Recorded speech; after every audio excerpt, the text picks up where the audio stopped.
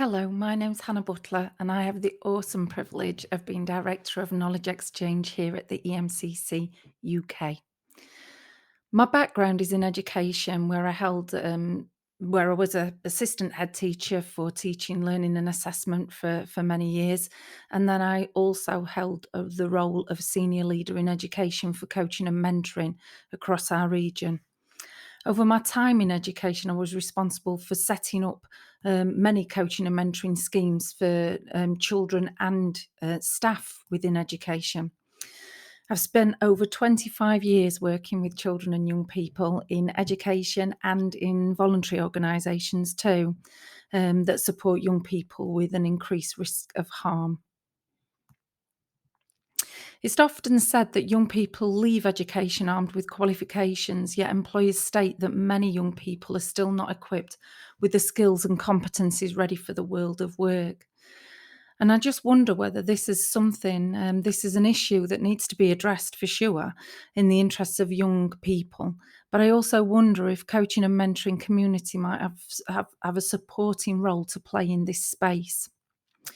So this presentation today really is an invitation, and an invitation to think about what we might do, but also to consider where we might need to go before we engage in coaching and mentoring young people, what that might look like when we are in the coaching and mentoring space for young people, and then also how we can use our critical reflective practice as coaches to start to develop that practice with young people.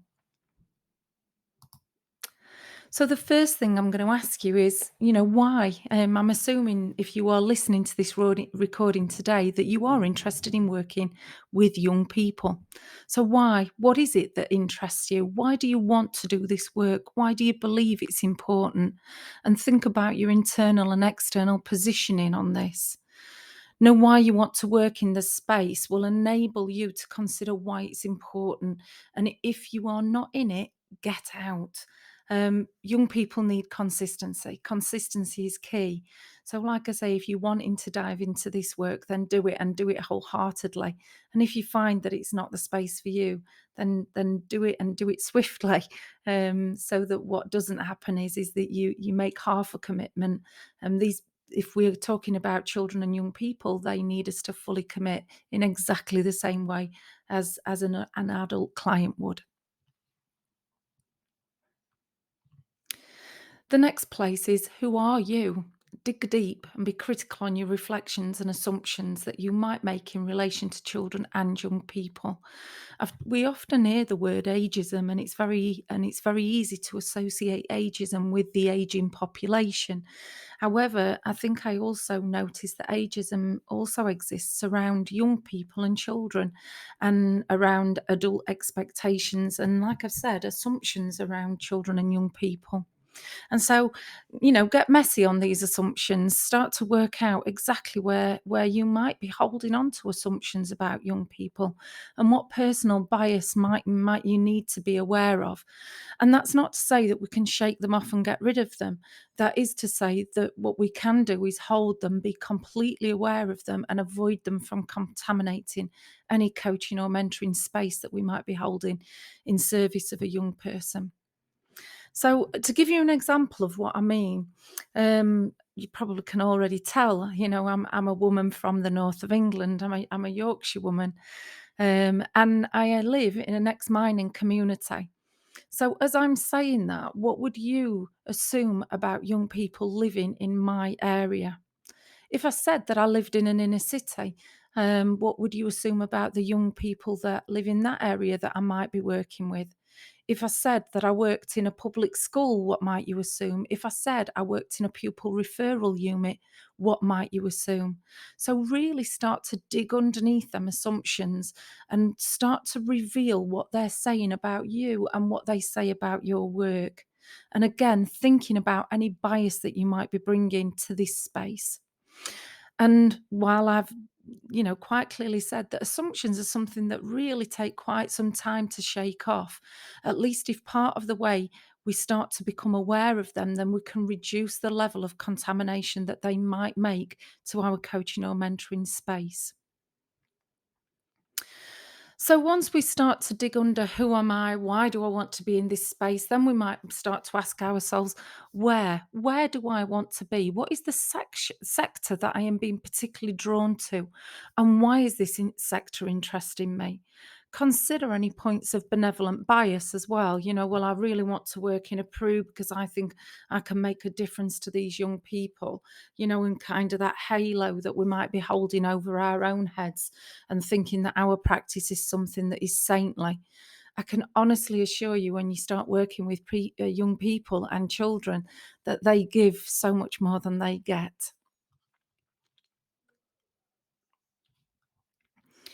One of the things that I would invite you to take notice of is when you move into a particular sector and you are doing your research around the area that you're wanting to work in, think about safeguarding.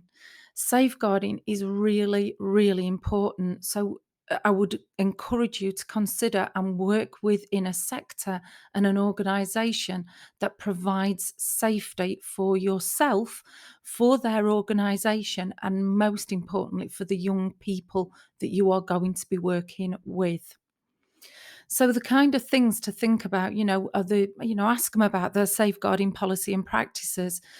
Ask them about how they protect the young people and the children in their organisation. And then also some of the other things that I would say, might need a little bit of a question around is that I would want to know about is how can I expect to be onboarded as a coach or a mentor in your organisation?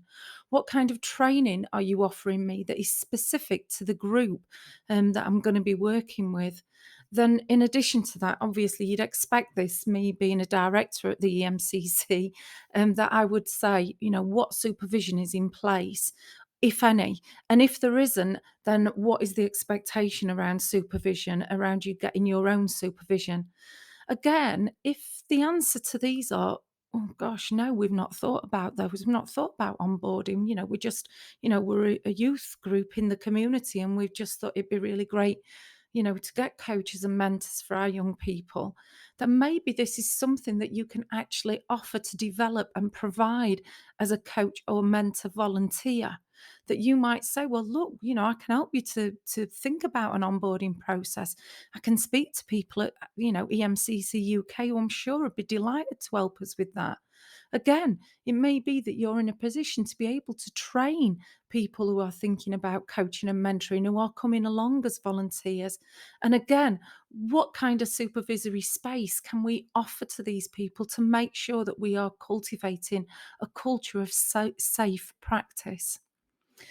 Another thing that you might want to ask or think about is reflective practice groups as well, and what they can actually bring to the development of coaches and mentors in the space of coaching and mentoring young people.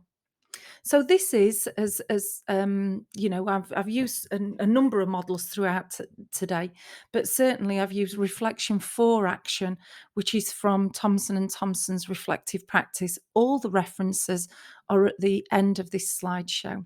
The other thing that I need to say as well is that I've used Hawkins and Smith clear model to kind of guide us through a transformational coaching approach. But again, recognizing that that's not the only model to use or approach that we can engage in, that there are many. But just even if you're going to think about this, then reflect on it through, how would I want to work with young people?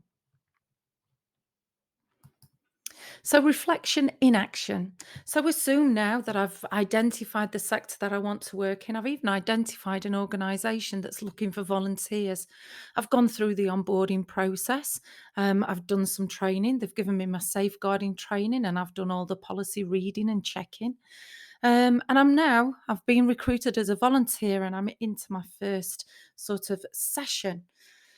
So I've given some guidance, and again, it's only gentle guidance and an invitation of things that you might want to think about. This isn't all inclusive in terms of have I got everything in there? Absolutely not. And I am sure that there will be people working in this area who will have a wealth of experience to give you and share with you as well.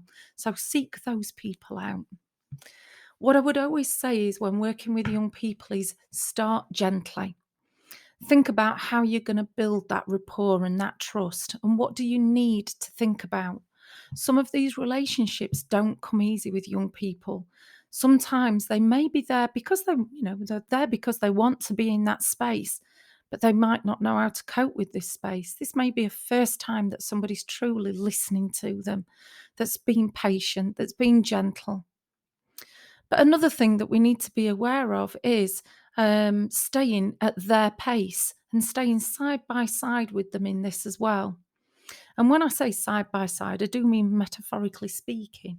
And that idea of I'm in this space with you. I'm not. This is not something that is being done to you. We are doing this together. And again, setting those expectations. So we've got that lovely, gentle start, but we also now need to have some real clear expectations. What am I agreeing to? What are we agreeing to? What are you agreeing to? What are we expecting from each other? What are we expecting from ourselves? And Julie Hay, in her book, really gives us a really nice, clear way of contracting. And I refer to the 3 Ps of psychology. How are we going to work together?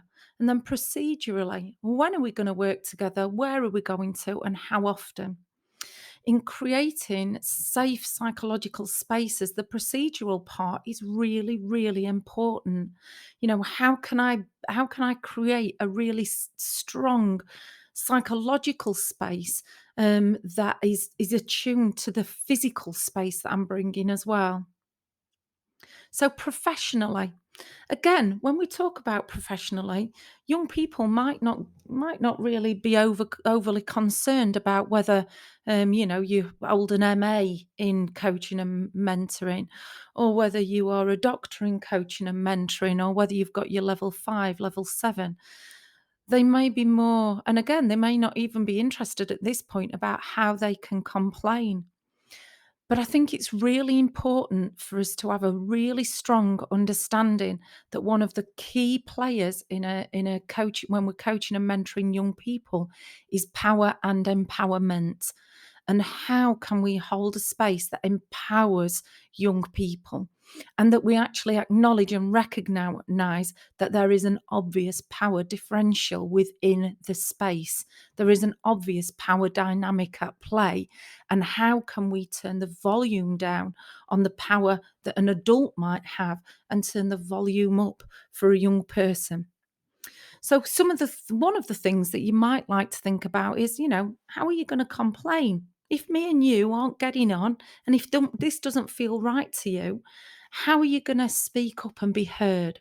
And that might mean somebody else. So who are the other resources that they may feel that they've got that they can turn to and say, do you know what? This coaching malarkey is not quite working out for me. I think I might be in need of something else. I think there'd be other things that would be better for me. So where can they go if they don't feel that they can come to you? And hopefully, fingers crossed, you've built a relationship where they think they can come to you and where they will come to you.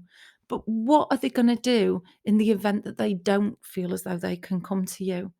And again, creating all of these safety opportunities for that young person really says to them, this is your space. This is something that we are creating together. And that's the first part of contracting as well, in terms of the clear model that Hawkins and Smith refer to. So then we're going to go into listening, and we're still in that reflecting in action space, that Donald Shon, where it says we reflect in action and on action.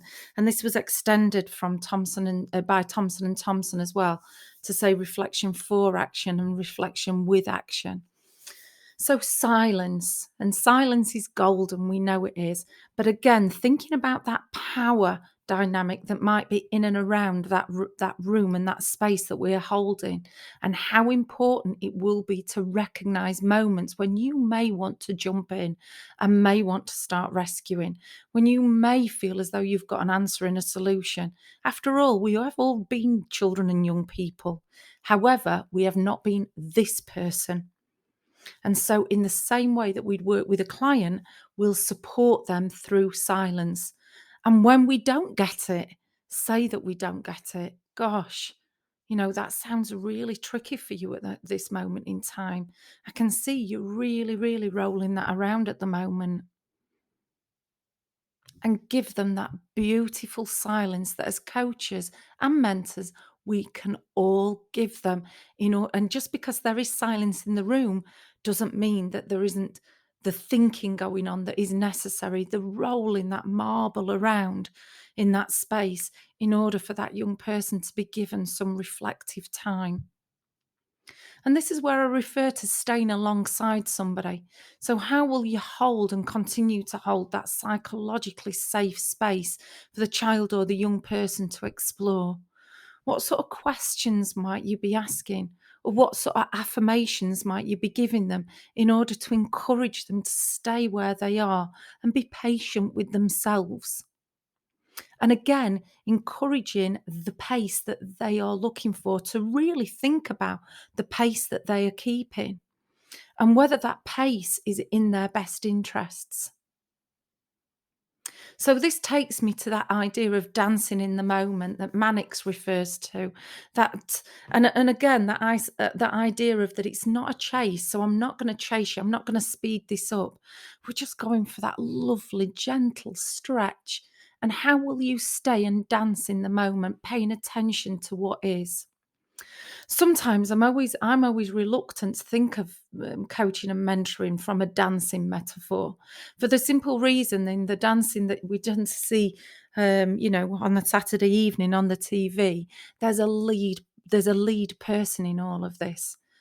Whereas the kind of dance that I feel as though I'm referring to when I'm in a coaching and mentoring is more of a contemporary dance, where there's less of a focus on a lead or the power within the right relationship, and the dynamic might be much more shared. And so for me, I think we can address that power imbalance through dancing in the moment, through having that beautiful stretch rather than pushing or chasing. And again, really emphasizing that we need to keep nudging ourselves and not to underestimate how power might show up in our practice. So, still reflecting in action, and that idea of exploring now, we can get into exploration. And I'm still really, really sort of steadily holding that remaining in that chair of not knowing. And so, I'm inviting you to ask yourself, how will you remain curious and stay in that chair of not knowing? How will you remain asking questions to support exploration, rather than going with what might be a real need in yourself to kind of, yeah, get this. What if you tried? And we always have, and a lovely friend of mine calls these, Oriel Majumda calls these questions. Have you thought about what if? And you actually put a suggestion into an open-ended question. So be really aware of again of that power nudging its way through and showing up in your practice and how that might take place. And again, we all have hiccups. Many of us make mistakes and say the wrong thing. But how will you show up with vulnerability and recover? So if we do say the wrong thing, I can see that might have felt a little bit insensitive. I'm really sorry. Can I rewind that and see if I can do a better job? See if I can say something that sounds a little bit more sensitive. It's always okay to rewind and to apologize and to really get vulnerable and show that recovery in our coaching practice as well. And then something that Mannix, who I've provide a reference to at the end, who isn't in the children's space. In actual fact, she's in the palliative care space, but talks about letting people be heard. And listening is only part of the work. And also, this shows up in other literature relating to children, that we can listen to children, but children actually, they feel heard when they've seen action taking place. And so, how will you show that you've heard the young person? So, when we get to the action part, that it's not all about your action, but it might be about empowering them to take action too. So, really thinking about, yes, I've listened to them. Now, how can I show this young person that I've actually heard what they're saying, and what actions can we might we start to attach to that as well. And again, action doesn't have to be, I'm going to go and do this. When we get to this review, reflection in action, and this review and this exit, we can actually talk about action as in thinking, we might need to think about this a little bit more. We might need to bring this to our next session. What are you going to roll around until we meet again? And then when we get to the end of our session and we're in this reflection in action and review and exit, it's always really useful to have an anchor that the young person can see as a cue that indicates that the time is coming to an end. And again, that can be a simple thing of, I'm going to take a quick look to see where we are in terms of time to make sure that we're keeping to time. So there can be a number of things. I mean, I know other people might use, putting a pen away into a case, or or folding the book up, or there's lots of things that can be done in order to anchor a young person to the cues that indicates that the time is coming to an end. One of the things I really like to do is to always show appreciation, to acknowledge what the young person has said, and acknowledge that I really appreciate that they've brought this to the conversation today. And if they've worked through something difficult, to acknowledge that, you feel quite privileged to have been there and to have shared that conversation with them. And then reviewing the session and asking what's worked today. What have you felt as though has been incredibly useful to you today? And what have you thought about that's not so useful? This is a really useful way of asking them a question without saying, can you tell me anything that I could have done differently? It gets them not to focus on you. And so then feedback becomes a lot easier for them, because they're not having to say, bad things about you or great things about you. It becomes less about an ego feeding, and it actually becomes all about the practice. So how can the work be developed? How could we do this differently that'd make it even more amazing next time we're together? What would you like to see us doing? Again, it's that idea of empowerment, but that you are getting some really key pieces of feedback that enable you to reflect out of this session. And so that's a really nice way of exiting. It's, even if you say, before we exit, let's just ask ourselves some questions about how are we going to work together. So then reflecting on action is again, but part of Sean's work. And I'm not, I think there are a number of places that we can reflect on action, but I think it's really, really great if you hold sort of a number of things quite close to you. I think power is really great. So to what extent was power playing out in our conversation today?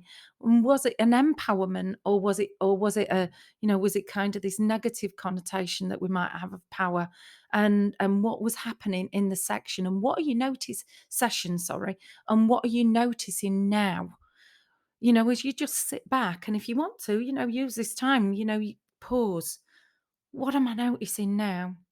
Is there a comfortable, really soft feeling going on? Or is there something quite hard? And where is that? And what is that saying to you? Again, you might want to reflect on a process. If you've used the clear model, how did that go? Was it something that worked? Does this person require something else? Is there another model or approach that you might be able to use that might be more useful to this young person? So reflecting on the process.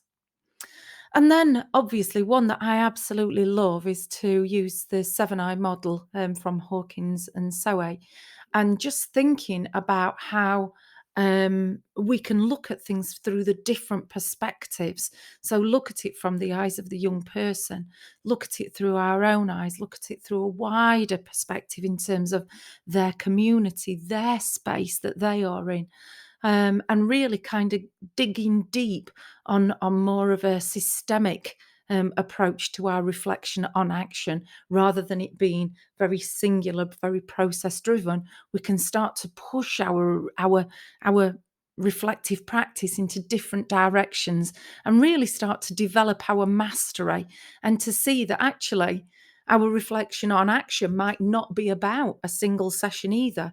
It might be about our collective session.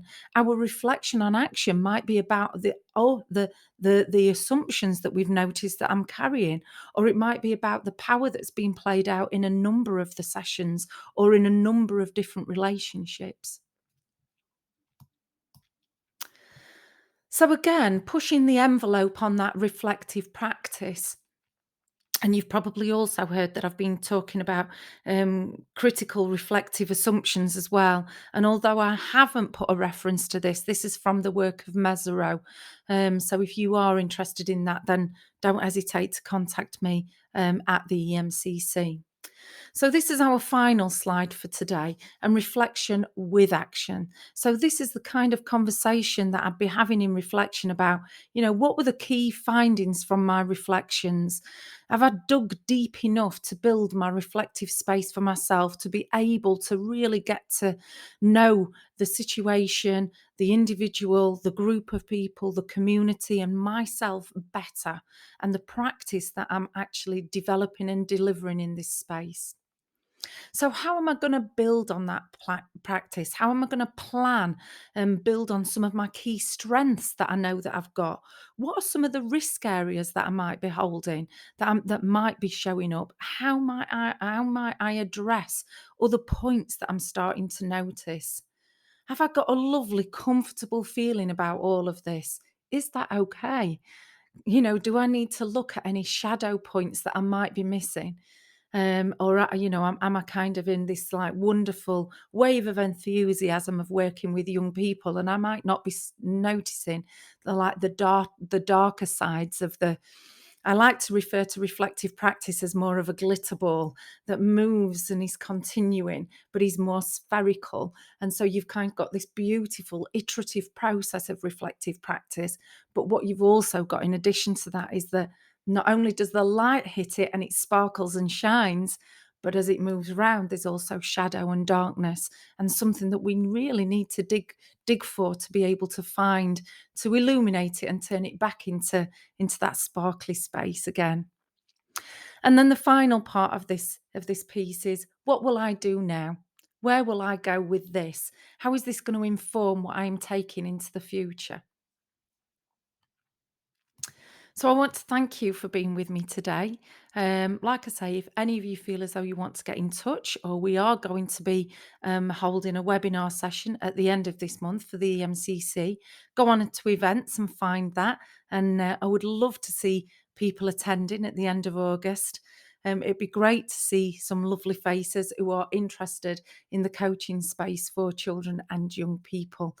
Again, references are there, and the only one that I think I probably have overlooked is Mesereau. If you are interested in that piece, that reference piece, then don't hesitate to get in touch with me. I think it's important for me to say before I depart that I am not the expert in this area. I've simply brought together some really great ideas that other people have had, which I always refer to myself as the magpie. I'm really good at taking other people's brilliant ideas and turning them into my own practice. I hope that they are pleased that I am doing that. The reference gives you a short list of possible resources to consider, but obviously there's an awful lot more out there to read and review. Take care. Looking forward to seeing you at the end of August. I'm Hannah Butler from the EMCC UK, the Director of Knowledge Exchange. Thank you for being with me today.